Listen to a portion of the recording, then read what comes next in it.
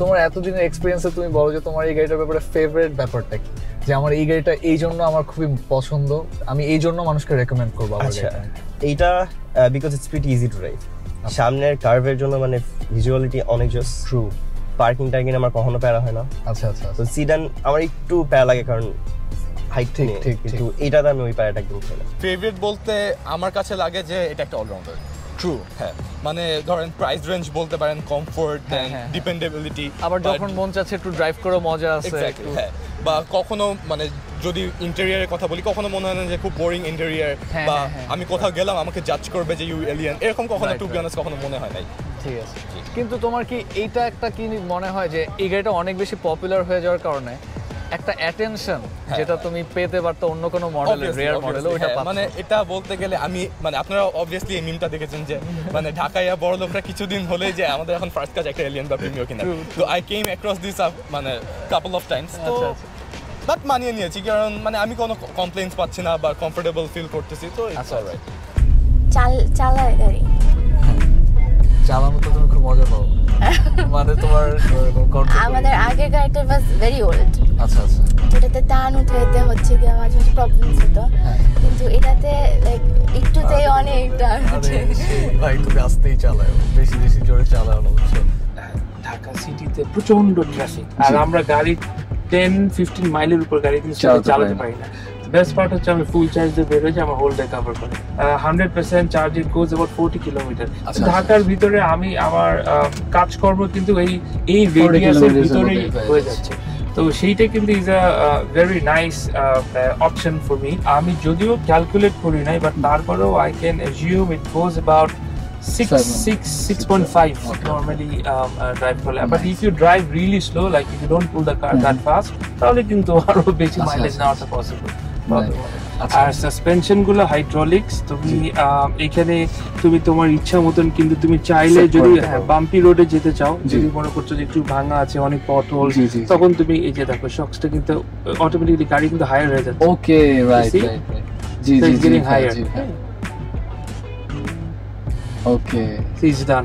So এখন কিন্তু এটা ম্যাক্সিমাম গ্রাউন্ড ক্লিয়ারেন্স আছে। আচ্ছা আচ্ছা আচ্ছা। তো আমাদের ঢাকা শহরের রাস্তাগুলো তো সাধারণত একটু বেশি ভাঙাচোরা থাকে, তো সেই জায়গার জন্য কিন্তু আমরা দেখা যাচ্ছে যে একটু বেশি বাম্পি রোডে যাচ্ছি, তখন কিন্তু আমরা একটু গ্রাউন্ড ক্লিয়ারেন্সটা বাড়িয়ে নিতে পারি।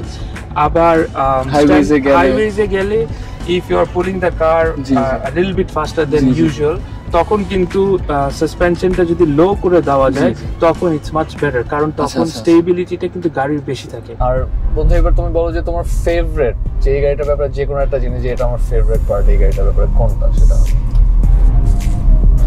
আমার গাড়িটা খুবই কমফোর্টেবল লাগে, লাইক শুরু থেকে স্টার্ট করে চালানো পর্যন্ত it doesn't take a lot of effort. হ্যাঁ, সাউন্ডলেস, খুবই কমফোর্টেবল লাগে এটাই। Like when you're driving it, when you start driving it and when you end it, you feel like you had a comfortable drive. Eighter suspension fantastic. আমি মানে ভাঙাচোরা রাস্তায় খুব আমার যাওয়া আসা পড়ে, যেরকম মিরপুর ডিউচেস খুব যাওয়া আসা পড়ে, তো রাস্তা তো টেরেবল একদম, বাট এই গাড়িতে you can't even feel it. It's pretty good. Spacious ও আছে, comfortable আছে, I can take it on long journeys. আমার অনেক লাগেজ আটে ট্রাকতে, regular ইউজের জন্য I think it's perfect. Thus when I drive this in the road, I feel like I'm the king. Right, বুঝতে পারছি। মানে আমি একটা ট্রাকের পাশে গেছি, ঠিক আছে, আমার কাছে মনে হইতেছে আমি একটা ট্রাক চালাইতেছি, গাড়ি ওয়েট জাস্ট গাড়ির মতো, ঠিক আছে। আরে নাইস। আরে this is the best thing about this কার, তেল নিয়ে টেনশন করতে হয় না, আমার মানে চালাইতে প্যারা খাইতে হয় না, মানে আমি খুব শান্তিতে দোস গাড়িটা চালাই। I enjoy this car very much. It's a twin turbo. আচ্ছা, 240 হর্স পাওয়ার। জি জি। তো যখন টুইন টার্বো হয় তখন টর্কটা তো দেখা যাচ্ছে যে এটা ডাবল পাওয়ারের হয়ে যায়। আমি একটু স্লোলি একটু পুল করে দেখাবো। ওকে ওকে ওকে।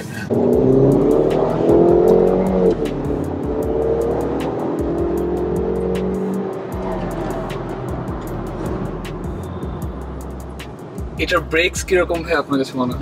এটার ব্রেকস অনেক ভালো, মানে আই উড সে अगेन যে ইউরোপিয়ান গাড়িগুলো চালাই কিন্তু আমি শুধুমাত্র ব্রেকিং এর জন্য। আচ্ছা আচ্ছা আচ্ছা, বিকজ ওদের ব্রেকিং সিস্টেম গুলো অনেক ভালো হয়, and if you know how to use it তাহলে মানে আলহামদুলিল্লাহ কোনো প্রবলেম কিন্তু so far I didn't face.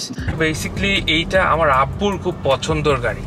তো সে যখন তার ইচ্ছা বলে যে আমি একটা রেঞ্জ রোভার ইভোক কিনতে চাই, কারণ ইভোক কিন্তু রানি চালায়, Okay. Queen Elizabeth has an Evoque. এটার ব্যাপারে তোর ফেভারিট পার্টটা কোনটা, যে এই জিনিসটা আমার খুবই পছন্দ হয়েছে, এই জিনিসটা আমি সবচেয়ে বেশি স্যাটিসফাইড? আমার সত্যি বলতে টার্নিং রেডিয়াস চালাইতে আমার কাছে খুবই ভালো লাগছে। যে কোনো জায়গায় ঘুরে আমি ফেলা যাচ্ছে। সেডান নিয়ে হ্যাঁ। আমি খুব তাড়াতাড়ি শিফট করে চলে যাচ্ছি। ওকে ওকে ওকে ওকে, স্পেসও কম স্পেস কম লাগতেছে এটাতে। এটার একটু দেখে বোঝা যায় যে উইথটা কম। অ্যাকচুয়ালি এখনকার গাড়ি আমি যা দেখতেছি I am not sure, but আমি যা দেখলাম যে বাংলাদেশেও এখন জার্মান গাড়ি যা পাঠায়, বা বাংলাদেশ না বলতে গেলে এশিয়ান সাইডে যা পাঠাচ্ছে, আমি দেখছি ওগুলোর উইথটা হ্যাঁ রাইট, এখন উইথ কমের দিকেই যাচ্ছে। কারণ অডি বিএমডব্লিউ এগুলোও দেখছি আমি এখন আগের মতো নাই। Obviously, I love it. Different না, পুরো I love to drive this car. Because of the electric motor, it just goes like boom. Right right right.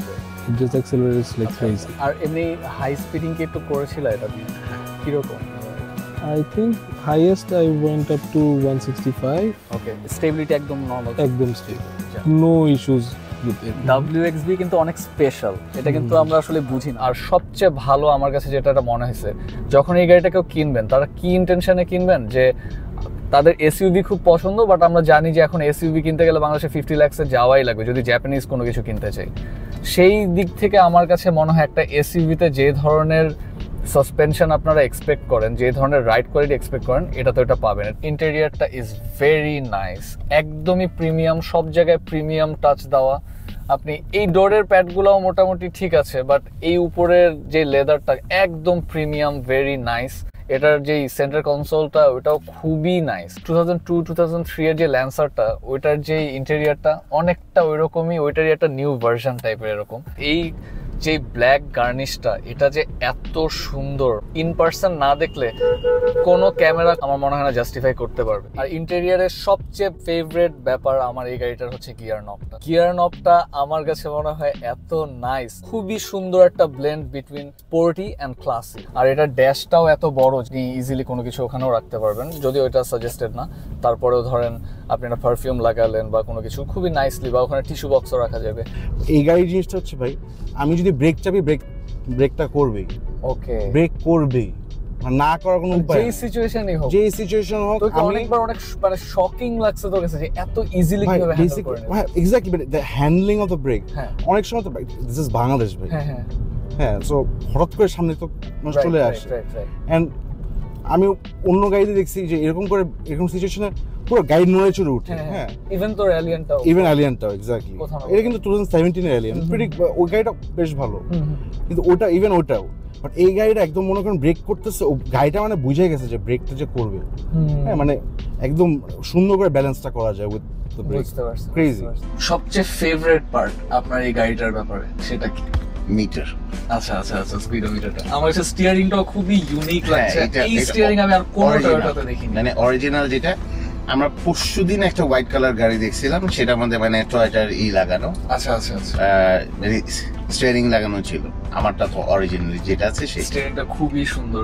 2000s এর পরে তো টয়োটা অনেক বোরিং কার, কিন্তু আগে 90s এ অনেক সুন্দর সুন্দর গাড়ি বানিয়েছে।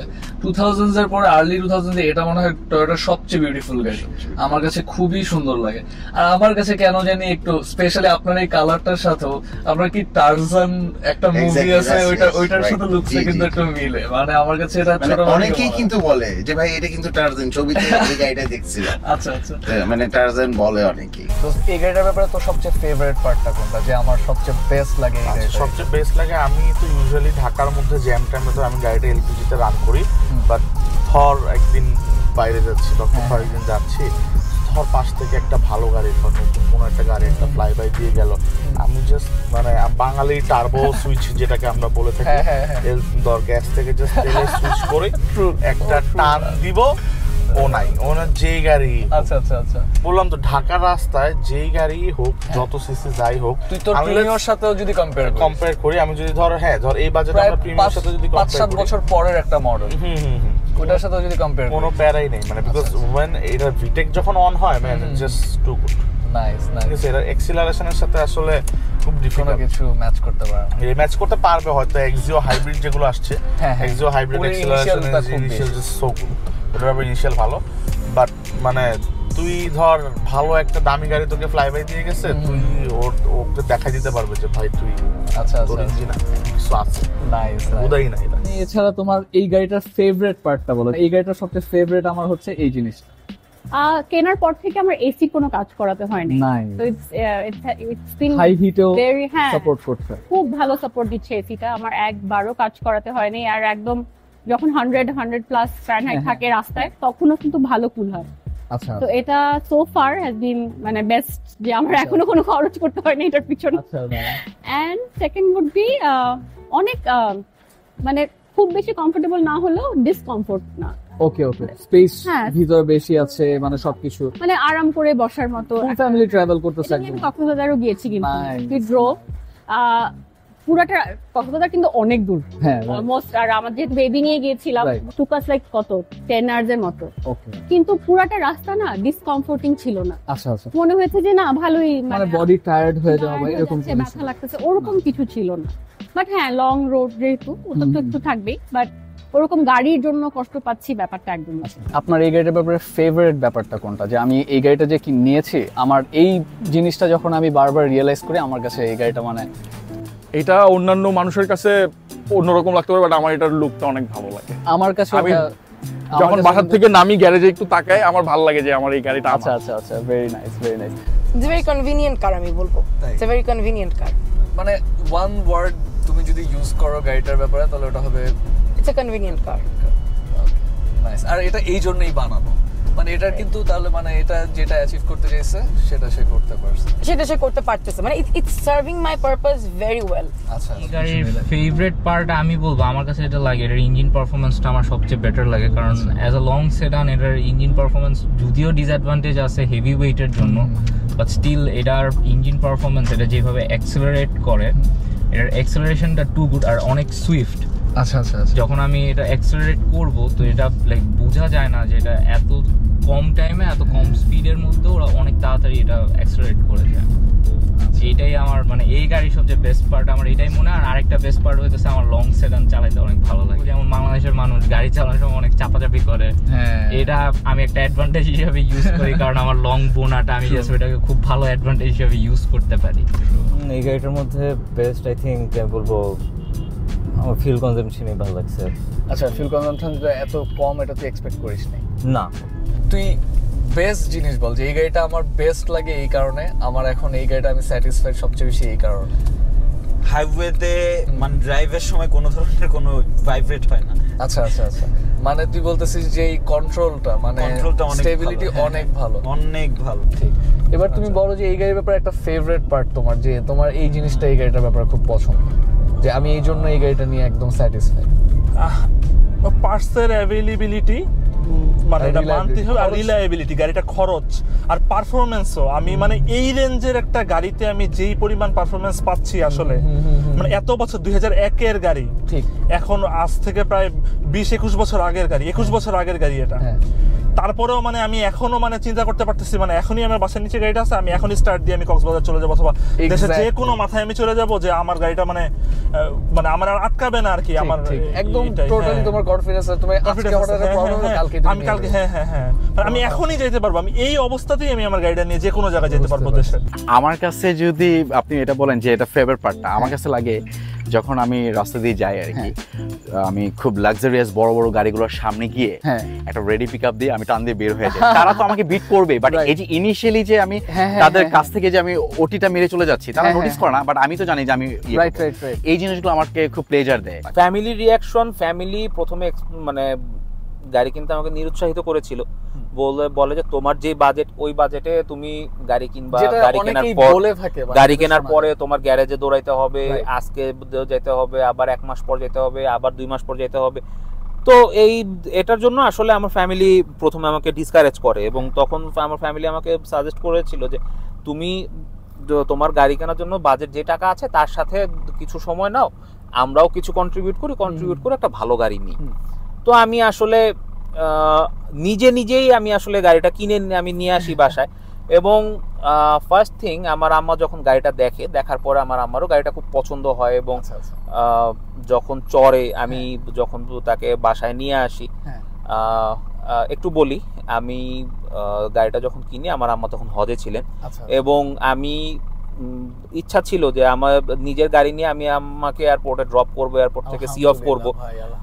তো পরে আমি যখন আম্মাকে নিয়ে আসতে যাই আমি তখন গাড়ি নিয়ে যাই। আম্মা তখন গাড়িটা দেখে খুবই খুশি হয় যে না গাড়িটা খুবই সুন্দর, মানে আউটলুকস। এরপরে যখন সে বসে এরপরে যখন সে বাসায় আসে, আমার বোনের বাসায় যায়, এখানে ওখানে যায়, সে খুবই কমফোর্টেবল গাড়িটাতে। এবং লাস্টলি আমি যখন তাকে নিয়ে ফরিদপুর থেকে ঘুরে এসেছি, ঘুরে আসার পরে তখন আমার আম্মার রিয়াকশন ছিল যে আমি এতদিন আমি যেভাবেই আমি গিয়েছি, আমি আমার এবারে জার্নিতে আমার কোনো ধরনের কষ্ট বা কোনো ধরনের কোনো প্রবলেম আমি ফেস করিনি। তো আলটিমেটলি মাকে খুশিটা দেওয়া কিন্তু হ্যাঁ, এটাই একটা ছেলের জন্য আসলে অনেক বড় ব্যাপার। এবং আমার চাওয়াই ছিল এটা যে আমি একটা গাড়ি কিনবো, আমার ফ্যামিলি মেম্বাররা যদি স্যাটিসফাইড না হয় তাহলে আমার আসলে গাড়িটা কেনার পেছনে কোনো লজিক নাই। Right right. তাহলে ভাই আপনি যে ডিসিশনটা না ওয়েট করে এখনই গাড়িটা নিলেন, আপনি এটা রিগ্রেট করেন না? না, আমি রিগ্রেট করি না। আপনি স্যাটিসফাইড? আমি স্যাটিসফাইড এই গাড়িটা নিয়ে। আলহামদুলিল্লাহ ভাই, এটাই সবচেয়ে বড় জিনিস। আর এই জিনিসটাই মানুষ জানতে চায় যে আমরা কি আসলে 5 লাখ 7 লাখ দিয়ে গাড়ি কিনবো নাকি একবারে ওয়েট করে একটু ভিভিটিআই এর দিকে যাবো বা কোনো কিছু।